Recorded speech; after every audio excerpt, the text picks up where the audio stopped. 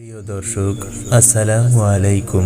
আপনাদের মনের এমন কিছু আশা যা কোনোভাবেই পূরণ করতে পারছেন না, এমন কিছু উদ্দেশ্য যা কোনোভাবেই পূরণ করতে পারছেন না, অথবা কোনো বিপদ এসে আপনার জীবনটাকে এলোমেলো করে দিয়েছে, দুশ্চিন্তা পেরেশানিতে নিজের উপর বিশ্বাস হারিয়ে ফেলেছেন, অভাব অনটন কোনোভাবেই আপনার পিছু ছাড়ছে না, তাদের সকলের জন্য আল্লাহর কোরআন থেকে একটি শক্তিশালী সূরা নিয়ে হাজির হয়েছি। আল্লাহর কসম করে বলছি, কোরআনের এই সূরাটি শুধুমাত্র একটি বার শুনে নিন। সূরাটি শোনার একদিনের মধ্যেই আপনার সকল বিপদের বাধা দূরে সরে যাবে। সূরাটি শুনতে শুনতে আপনি যা আশা করবেন সে আশাগুলো যদি নেক হয়ে থাকে, আশাগুলো পূরণ হয়ে যাবে, গায়েবীভাবে সকল মাকসাদ গুলো পূরণ হয়ে যাবে। সুবহানাল্লাহ। প্রিয় বন্ধুরা, এই ভিডিওটি আপনার সামনে আসার পর যদি আপনি সূরাটি না শুনে চলে যান, বড়ই আফসোস হবে। মনে রাখবেন, আল্লাহর এই সূরাটি অবহেলা করবেন না বা অর্ধেক শুনেই চলে যাবেন না, বরং আল্লাহর উপর ভরসা করে পরিপূর্ণ সূরাটি শুনে তবেই যাবেন। দোয়া করছি যারা সূরাটি শোনার জন্য ওদের আগ্রহ নিয়ে বসে আছে, মহান রব, মহান ইলাহ যেন সকলের সকল মাকসাদ, সকল আশা, সকল দোয়াগুলোকে কবুল করে নেন। আমিন। আপনিও কমেন্ট বক্সে আমিন লিখে দোয়াতে যুক্ত থাকুন, কেননা কে জানে কার হাতের ওসিলায়, কার নেক দোয়ার ওসিলায় আপনার দোয়াগুলোকে কবুল করে নেন। তাহলে চলুন আমরা সূরাখানা শুনে আসি। আউযু বিল্লাহি মিনাশ শাইতানির রাজীম। বিসমিল্লাহির রহমানির রহিম। আলিফ লাম মিম।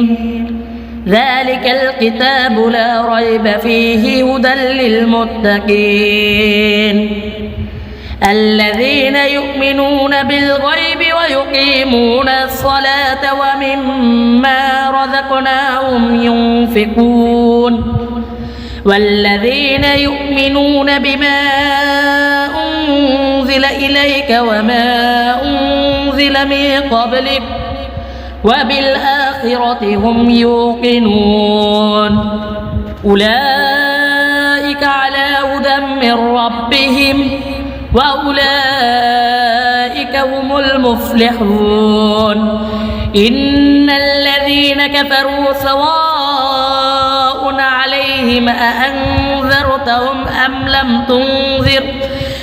لم تنذرهم لا يؤمنون ختم الله على قلوبهم وعلى سمعهم وعلى أبصارهم غشاوة ولهم عذاب عظيم ومن الناس من يقول آمنا بالله وباليوم الآخر وما هم بمؤمنين يخادعون الله والذين آمنوا وما يخدعون إلا أنفسهم وما يشعرون في قلوبهم مرض فزادهم الله مرضا ولهم عذاب أليم بما كانوا يكذبون وإذا قيل لهم لا